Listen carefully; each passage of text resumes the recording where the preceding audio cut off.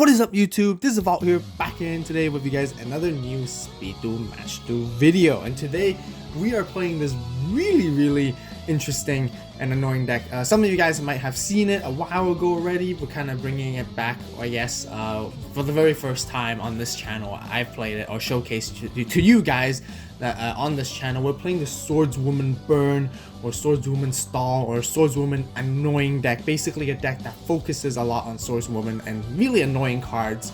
I guess it's sort of like an anti-meta control deck, you guys would say. But anyways, we're playing against a very interesting dinosaur deck against our opponent with Blade Knights as well. So you know, let's just get right into it right here. As always, as all usual times, there will always be the deck profile a few days shortly after this Speed Duel Match Duel video right here. So once again, be sure to click subscribe to stay tuned and click the notification bell so you guys don't miss out. So the core idea is here, we do play a skill. We didn't really get to use it, I'm just gonna say out there, but Destiny Draw basically allows you to grab whatever card you want from your deck to your hand when you do lose 2,000 life points. And the whole deck is basically centric on Amazon Swordswoman. Zombina's here, you guys can see, basically brings her back and, you know, shave off your opponent's life points bit by bit. You know, like mill their life points, I guess, like, you know, like poke their life points little bit by little bit and then give them the eventual pressure that you're gonna win right there. So that's how it goes. We did lose the Stone Paper Scissors, so we are going first. We're gonna summon Swordswoman right into attack position with no worries at all in front. They're playing a Rex Raptor skill, not sure what it is, and they can run into us because they're just gonna take damage, which is totally fine with us. They Night Beam our back row right here, which is good for them, and they play that Hyper Hammerhead, which basically crashes both into us so that nothing happens there. We got Floodgate, which is really neat. We're gonna summon a Zombina straight up and attack and go aggressive and attack right here to deal some damage. We're not worried if Zombina gets destroyed because then we can basically bring back Swordswoman once again, and they end phase Dust Tornadoed our Floodgate right here. So pretty well played, and we have to pass our turn. They summon their Blade Knights, so not too sure what this deck so far is. I mean, I did say it's a dinosaur deck, but it's a dinosaur Blade Knight deck with a Rex Raptor skills. Like, what is this? It's very interesting. So yeah, huge surprise right here. Swing with Blade Knight with 2,000 attack, and then we get to bring back our Swordswoman, which is not too bad. And then basically life point wise, we're actually doing good so far. We also play Half Shot. Half Shot's also really neat card and a really annoying card for the opponent to deal with, especially combinating with Swordswoman. It's actually a really great combo. So a lot of these cards are not that new. I don't think anything is actually from Trials of Kingdom, honestly, thinking about it. But yeah, this deck seems to be quite viable and quite powerful in the current meta, I would say. So they attack with Cabal Zals. Of course, we're gonna Half Shot right here. Half Shot our own Swordswoman, so they take extra damage. I know, once again, 950 life points is not that high, but the whole goal of this deck is actually seeing, you know, slowly taking out their life points bit by bit until they eventually realize that they have really low life points. Then the pressure's on for them. And situation is great for us because, you know, they can keep attacking into us. They're going to take some more life points. We got Zombina to bring back our Swordswoman again. They can keep attacking us and they're going to take life points. Eventually, we're just going to win from there. And once again, they attack with Cabal Zals right here. We just want to protect our Swordswoman, so we're just going to use Kunai with both effects. Oh no, sorry, we used it in the damage step. I should have used it for both effects rather than, but we chose damage step at this part. And they damage step against us again as well, so basically they take 200 life points and our Swordswoman is gone right here. We take a Blade Knight right there in the face with 2,000 attack with no other choice and only one card left in our hand, so we're just gonna play a Zombina in defense and pass right here. We didn't use Destiny Draw just yet. Maybe we should have, but we couldn't really think of which card to add just yet during that time. But that's okay. We're gonna bring back Swordswoman, and they're gonna attack right here as well, and they're gonna take more damage, taking 700, and then passing turn again. We're gonna set our third Zombina. So we do play 3 Zombinas because we just want to keep bringing our Swordswoman back and again and again and again and make it really annoying right here. But they made this really cool, amazing play, and they play Black Tyranno. Wow, haven't seen this card for a while. I used to thought this card was really great. Until we realize and its effect is if the only cards your opponent controls are defense position monsters, this card can attack directly. Initially we thought this was amazing because even if we had back row cards or something like that, they can. This card could have still swing in directly, but unfortunately we were wrong. This card effect, its wording is kind of confusing. So if the only cards your opponents control, that means the cards your opponents control has to be only defense monsters. They can't have any back row, they can't have any field spells. That doesn't count. So that means they can, if we have a back row card, basically, if we have a set spell or trap, they can't swing in direct attack into us. That's what it actually means. And we looked up the ruling, and it's kind of shame, because we thought, you know, it's not, now it made the deck, made the card really worse. But anyways, seeing this card coming back right here is actually a huge surprise, because we had no back row, so they swing in right here with massive damage, winning game 1. So right here for side deck, once again, if you guys want to see side deck, be sure to subscribe, be sure to stay tuned, and click the notification bell so you guys don't miss out on the full deck profile that will be released once again a few days shortly after the speed duel match. So be sure to look out for that video as soon as it comes, as soon as it drops. Anyways, we just so you guys know, we play Blast Spheres inside here. We're gonna swap in some Blast Spheres. There are some Blast Spheres in the side deck, and we're gonna swap in some into our main deck right here to make it a little bit more spicier in terms of I guess like the Swordswoman burn, right? The whole idea is to basically deal damage in many different ways with Swordswoman, Blast Sphere, and Mask of the Accursed as well, just so you guys know that we have that. Anyways, we decided to go second. Of course, we want the card advantage, and they set a full back row with Cabal Zals right here. We're gonna set our Blast Sphere and then not set our half shot and just pass our turn. We saw lots of back row removal right there. We should have actually played like a Waking the Dragon, but we actually didn't anticipate to even play Waking the Dragon in this deck. We have no extra deck even, so you know the whole idea of this deck was, yeah, we didn't initially wanted to play Waking the Dragon anyways. So they attack right here, which is great for us. Blast Sphere, we can basically equip to it and then basically pop it and then deal 17 damage to them, which is really neat. So we're gonna set our kunai, summon our Swordswoman, and set our other half shot as well to make it annoying for them and end our turn. And luckily they have Dust Tornado. Well, not luckily, but we kind of know they play a lot of back row removals, but they were able to dust away the Blast Sphere, so good for them. But that means that's okay. That means we have a kunai and a half shot to still play around with right here. So they're gonna attack with us into our Swordswoman with Cabal Zals. We're gonna use a kunai. I'm very sure this time we do use both effects. The reason why we don't use only the damage step effect is because what happened, the mistake that we misplayed that we did last time. They were able to respond with a kunai, and with 3 set cards behind there, you know, it's very likely they have at least another kunai, and we don't want to lose our Swordswoman because of that. At least by this way, we can stall out a little bit more of an extra turn, summon our Hyper Hammerhead, and you know, start swinging and attacking the Cabal Zals. And they have a Windstorm right here, which is lucky for them, I guess, as well. And back to their turn, they're gonna Night Beam us. They Night Beam our Floodgate, which is unfortunate. And they're gonna attack with Cabal Zals. We're gonna do half shot. We're gonna protect our Swordswoman, I believe. Oh no, sorry. We're gonna half shot their Cabal Zals, so it has a lower attack, running into our higher defense Swordswoman, so they take damage. They have no other monsters, so that's good. And our Swordswoman survives for this turn. And then we have another kunai, which is great. And then we set our Zombina to basically summon any monsters back, but we don't want to summon our Blast Sphere because yeah, we can't summon in face down defense. We want to normally want to summon our Swordswoman and our Hyper Hammerhead. So we do play Hyper Hammerhead in the main deck of this deck as well.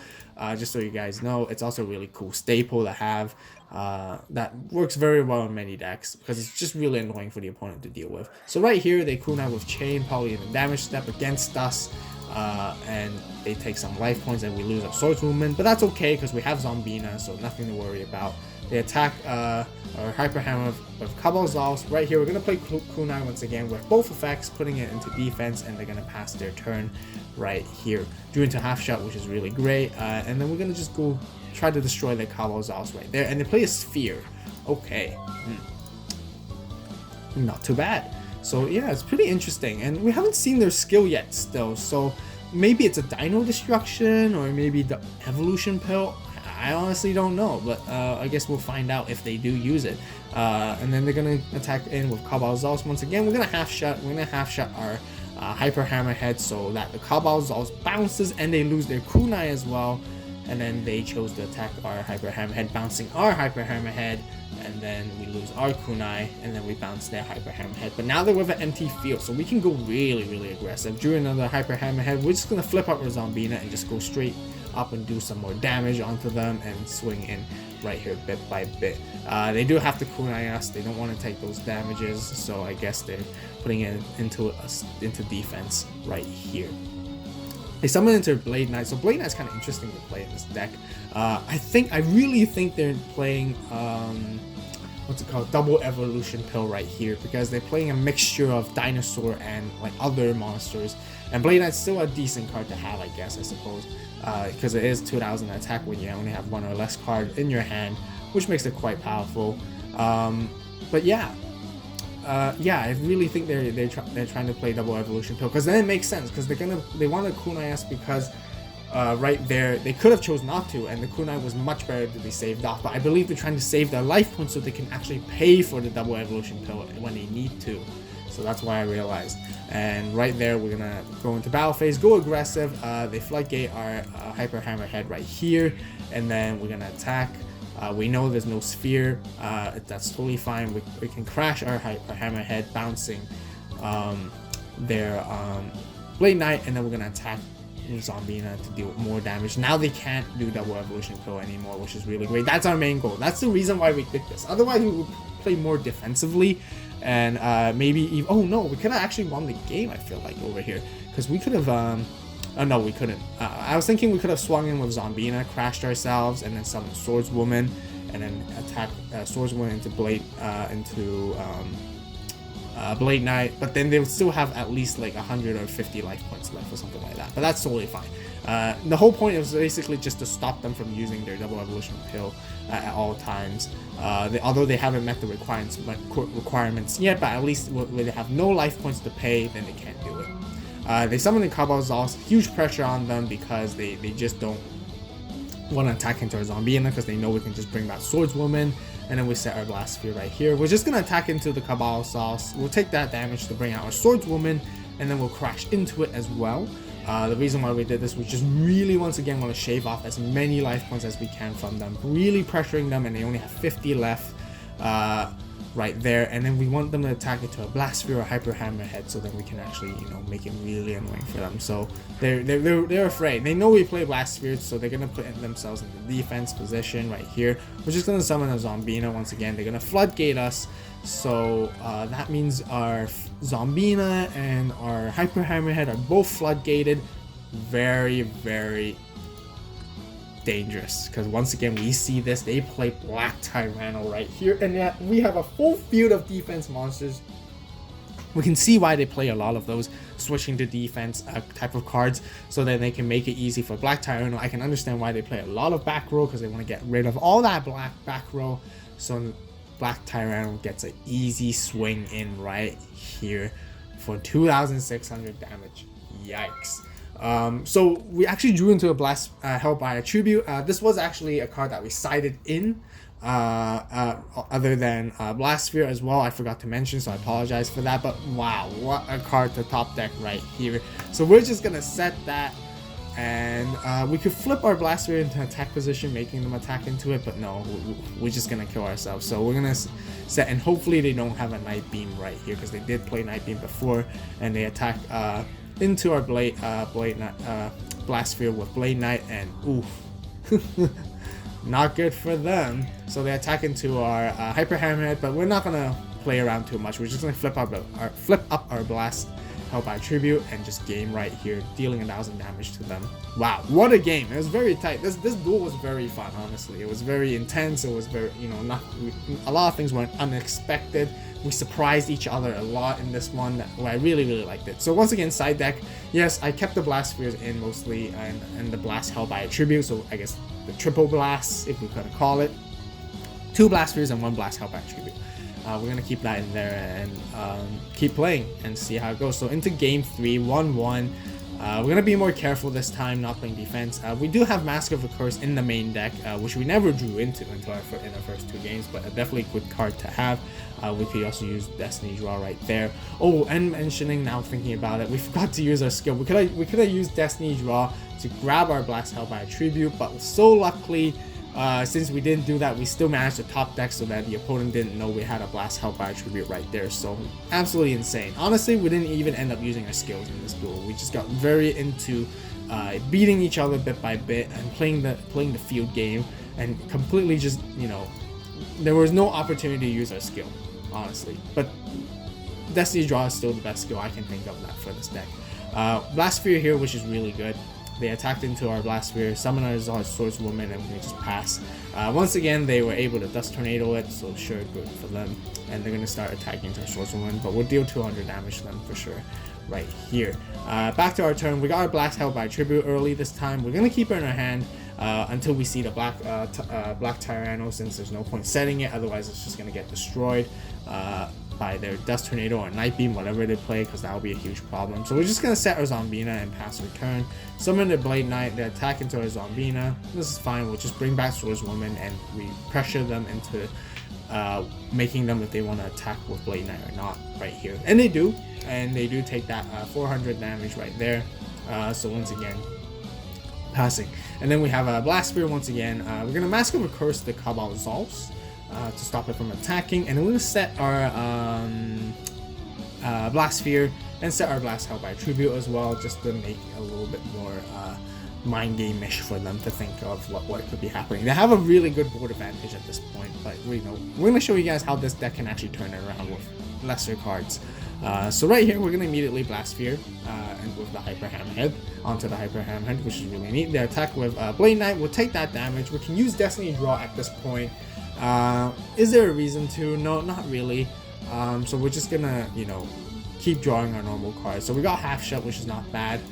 They take 500 from Mask of a Curse, and then we're just gonna set our Hyper Hammerhead and stall, and then wait until we really need to see and get some good card that we really need. So we're gonna save Destiny Draw for that reason.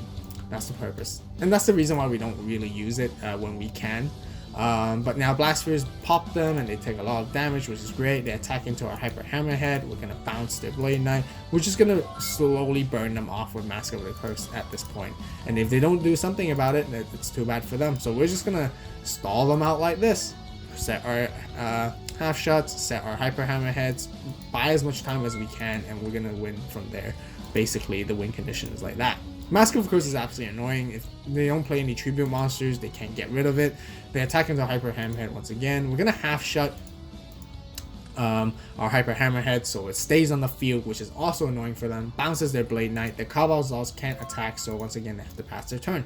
Set our Floodgate, which is really neat, and they take another 500. Next turn they don't do something about this, they're going to lose. Simple. So they summon the Blade Knight once again. They're gonna Windstorm, but anyways, they went too quickly, so we just let them know we were playing Floodgate. So we're gonna Floodgate their